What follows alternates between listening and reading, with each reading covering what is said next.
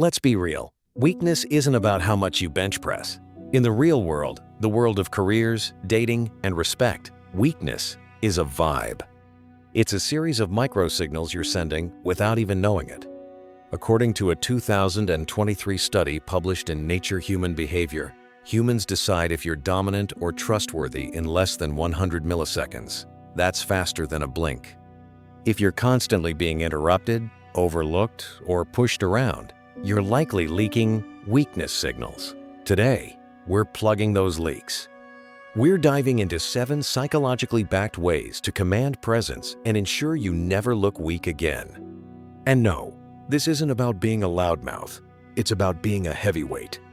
1. Master the reactive delay. The fastest way to look weak is by reacting instantly. When someone insults you or drops a bombshell and you snap back immediately, you've lost. Why? Because you've shown they have remote control over your emotions. You are a puppet, and they just pulled the string. You need to master the reactive delay. Use the 3-second rule. When prompted with a high-pressure question or a slight, wait 3 full seconds before responding. This demonstrates high cognitive control. A study from the University of Rochester suggests that people who can delay their reactions are perceived as more intelligent and emotionally stable. Silence isn't empty. It's a demonstration of power. It forces the other person to sit in the vacuum you just created. Usually, they'll start talking just to fill the silence, and that's when they start looking weak, not you. 2. Purge plea-based language. Next, we need to talk about your vocabulary. You need to purge plea-based language from your life. Are you saying, "I just wanted to check in," or "Sorry, quick question"? In the U.S. professional landscape, words like just, sorry, and I think act as verbal intensifiers of submissiveness. You're essentially asking for permission to exist. Instead of saying, "I'm sorry I'm late," say, "Thank you for your patience." Instead of, "I just think we should," say, "My recommendation is," You should also stop using upspeak, that rising intonation at the end of a sentence that makes a statement sound like a question. Speak in periods, not question marks. If you don't sound convinced by your own words, why should anyone else be? 3. The 70/30 eye contact rule. Eye contact is the ultimate weakness detector. Looking away too quickly signals submissiveness, while staring someone down constantly is just aggressive and unnatural. The sweet spot is the 70/30 eye contact rule. Maintain eye contact for 70% of the time while listening and 30% while speaking. But here's the most important part. When you do break eye contact, never look down. Looking down is a biological submission signal. It's what a beaten dog does. It shows shame or fear. Instead, look to the side as if you're contemplating a thought. It maintains your status while keeping the interaction comfortable. It says, "I'm thinking," not "I'm scared." 4.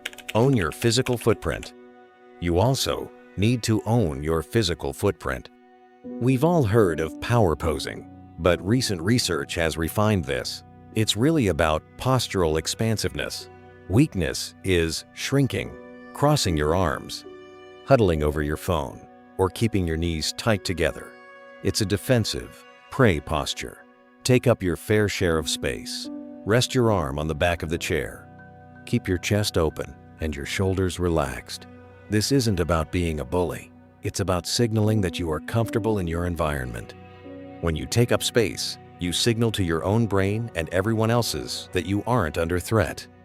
As leadership experts often note, confidence is the absence of fear, and your body needs to tell your brain that you aren't afraid of the room you're in. 5. Use low information answers. One of the biggest leaks of social power is over-explaining.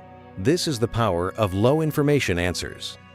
When you provide 15 reasons why you can't make it to a meeting or a party, you're subconsciously seeking validation.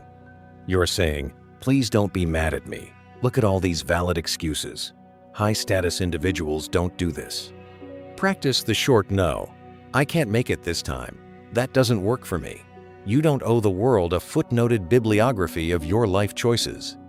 The person who explains the least is often the person with the most perceived authority. If you provide too much information, You give people leverage to negotiate with your life. Keep it brief. 6. Practice stillness over fidgeting. Then there is the issue of fidgeting. High-status individuals are remarkably still. Watch an interview with a top-tier CEO or a seasoned negotiator. They don't touch their face, they don't adjust their tie every 5 seconds, and they don't tap their feet. They are stillness hunters. Fidgeting is what psychologists call a displacement activity. It's how your body leaks nervous energy. It tells everyone in the room that your nervous system is redlining. By forcing yourself to remain still, even when you're anxious, you fake a calm nervous system. Eventually, your brain catches up to your body's lie. Stillness projects a sense of, I have been here before, and I am not bothered. 7. Adopt radical accountability. Finally, we have the most counterintuitive trait, radical accountability. Weak people hide their mistakes. They blame the economy, their boss, their parents, or their ex. They act as if life is something that happens to them. But there is nothing more intimidating and powerful than a person who says, I messed that up. It's on me. Here is how I'm fixing it.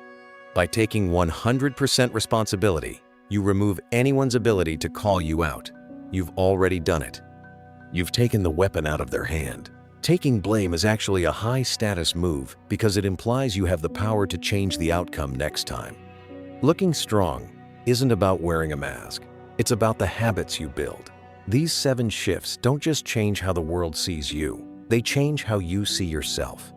Pick one of these. Maybe it's the 3-second rule, or cutting out the word just, and practice it for the next 24 hours. You'll notice the shift in energy immediately. Most people will watch this and do nothing. Don't be most people. Pick one habit we talked about today and apply it to your next conversation. If you found value in this breakdown, subscribe and turn on notifications. We're building a community of people who refuse to look weak in a world that's constantly testing them. See you in the next one.